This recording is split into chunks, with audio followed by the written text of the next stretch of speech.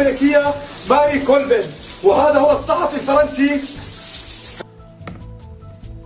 Le photographe français Rémi Hochlik et la journaliste américaine Mary Colvin, travaillant pour le Sunday Times, sont tombés sous les bombes syriennes à Homs.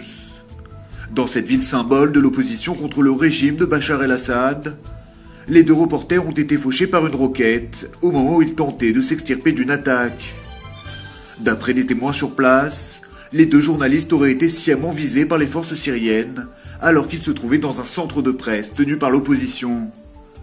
D'autres journalistes ont été blessés dans ce bombardement qui intervient alors que Homs est soumise à un siège depuis plusieurs semaines et que le bilan des victimes ne cesse de s'alourdir.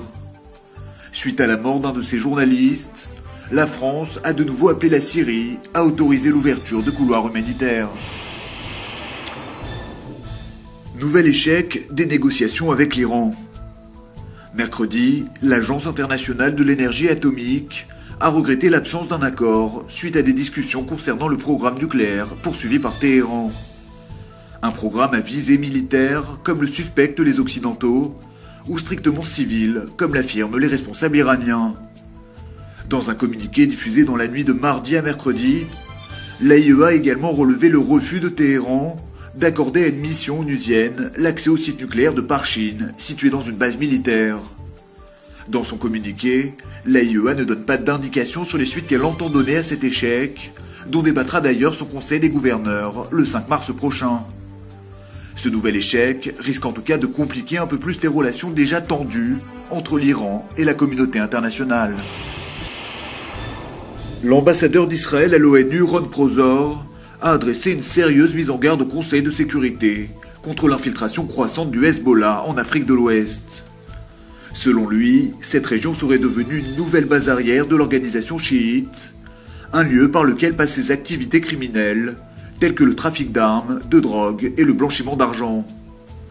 Pour l'ambassadeur israélien, l'emprise du Hezbollah sur l'Afrique de l'Ouest s'inscrit dans une tendance internationale caractérisée par une coopération accrue entre les organisations criminelles et terroristes. Le secrétaire général des Nations Unies, Ban Ki-moon, a lui aussi exprimé son inquiétude au sujet du Hezbollah, estimant que ses activités menaçaient la région et pourraient également s'étendre en Amérique latine et en Europe. Le système politique israélien peut être à l'aube d'une révolution. Mercredi, plusieurs commissions de la Knesset planchaient sur les moyens d'arriver à un meilleur équilibre entre le pouvoir législatif et exécutif en Israël. Parmi les propositions phares, celle de Danny Ayalon, l'actuel vice-ministre des Affaires étrangères. Il s'est dit favorable à un renforcement des prérogatives du président de l'État.